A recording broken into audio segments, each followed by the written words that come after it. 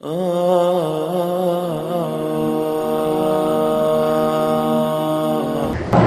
ہیں جی کہ کچھ لوگ کہتے ہیں کہ فضائل اعمال جو کتاب ہے اس میں شرک لکھا ہے اور من گھڑت کہانیاں لکھی ہیں.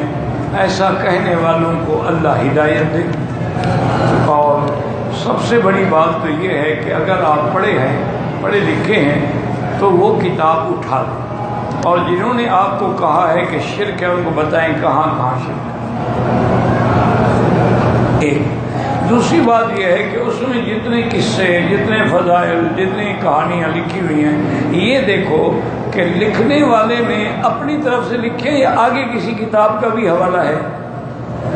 اور اگر اس میں کتاب کا حوالہ ہے کہ جی یہ ترغیب میں ہے، یہ منذری میں ہے، یہ فن طبرانی میں ہے، یہ کنز العمال میں ہے، فلاں کتاب، تو پھر اصل مجرم تو وہ ہیں، ان کو پکڑو.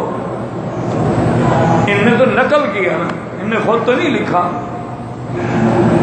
لیکن ایک مسئلہ سمجھو، ایک ہوتے ہیں اعتقادات، ایک ہوتے ہیں احکامات، ایک ہوتے ہیں فضائل. عقیدہ جو ہے وہ بغیر قرآن کے ثابت نہیں. قرآن ہو نص سے قطعی ہو، یا حدیث بھی ایسی ہو کہ قطعی دلالت. اچھا یہ تو عقیدے کی بات. اب ہے احکام. احکام کا کیا معنی ہے؟ وضو کے کیا احکام ہیں، غسل کرنے کے کیا احکام ہیں، حیض کی حالت میں عورت کے لیے کیا احکام ہیں، نفاس کی حالت میں عورت کے لیے کیا احکام ہیں، رضاعت کے کیا احکام ہیں. تو یہ احکام کے لیے جو ہے حدیث مبارکی کافی ہے، لیکن شرط یہی ہے کہ حدیث صحیح. تو احکام اور عقائد جو ہیں ان کے لیے تو نصوص ہے. ایک ہے فضائل، مثلا کعبۃ اللہ کی فضیلت، مدینہ پاک کی فضیلت، کنکریاں باندھنے کی فضیلت، مینا جانے کی فضیلت. فضائل اعمال میں اگر ضعیف حدیث بھی ہو تو وہ بھی حجت ہوتی ہے. پہلے مسئلہ سمجھا کرو.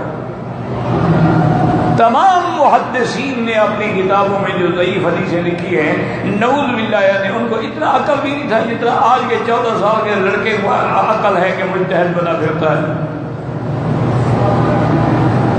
ایک کتاب پڑھ کے اپنے آپ کو اتنا بڑا عالم سمجھتا ہے. ان علماء محدثین یعنی امام ترمذی، امام نسائی، ابن ماجہ، ابو داؤد، اتنے بڑے بڑے لوگ گزرے ہیں، ان کو پتہ نہیں تھا کہ ضعیف حدیث کتابوں میں لکھ دی. یہ ان سے بھی بڑا عالم ہو گیا. اور پھر ضعیف کیوں ہے؟ ایک حدیث ضعیف ہے کیوں؟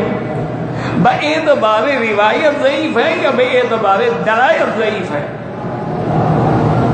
ایک حدیث ضعیف ہے لیکن کیا اس کا ضعف جو ہے وہ اتنا اشد ہے یا درمیانہ ہے یا اوسط ہے یا بالکل قلیل ضعف ہے؟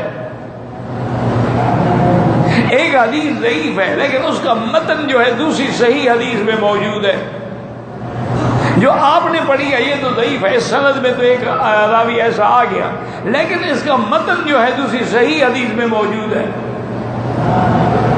یا ایک حدیث ضعیف ہے لیکن اس کے طرق کثیرہ ہیں، یہ بھی سند ہے، یہ بھی سند ہے، یہ بھی سند ہے، یہ بھی سند ہے. بعضھا یقوی بعضا، وہ ایک دوسرے کو طاقت دیتے ہیں، وہ حسن کے درجے پہ پہنچ جاتی ہیں. تو ایسا بیٹھ کے اللہ ہدایت دے کہ آج اس کتاب کو، میرے خیال میں تیری لکھی ہوئی کتاب کو تو کوئی 100 بندہ بھی نہیں پڑھے گا، لیکن ان کی کتابوں کو لاکھوں نہیں، میں بلا مبالغہ کہتا ہوں کہ کروڑوں آدمی جو ہے وہ پڑھ رہے ہیں. ان کے 13 زبانوں میں ترجمے ہو چکے ہیں، اور پورے عالم میں کہیں بھی چلے جائیں وہ کتاب موجود. وجہ کیا ہے کہ جو چیز اللہ قبول فرماتے ہیں وہی آگے پھیلتی ہے. ایک بڑا عالم ہوتا ہے لیکن اس کی بات بھی کوئی نہیں سنتا. ایک آدمی ایسا ہے کہ اس کی تقریریں پوری دنیا سننا چاہتی ہے، وہ اللہ دلوں میں قبول ڈال دیتے ہیں. اللہ تبارک و تعالیٰ اس کی مقبولیت، حضور نے حدیث میں ہے فرمایا کہ جب اللہ کسی کو پسند فرما دیتے ہیں تو دریا کی مچھلیوں کو بھی حکم دیتے ہیں کہ فلاں بندہ میرا محبوب ہے، اس کے لیے تم بھی دعا کرو. تو اس لیے ہمیشہ یاد رکھیں یہ وہ لوگ ہیں، یہ اولیاء اللہ تھے، یہ عالم تھے ساری زندگی ان کی حدیث و قرآن میں گزری، اللہ ان پہ کروڑوں رحمتیں کرے۔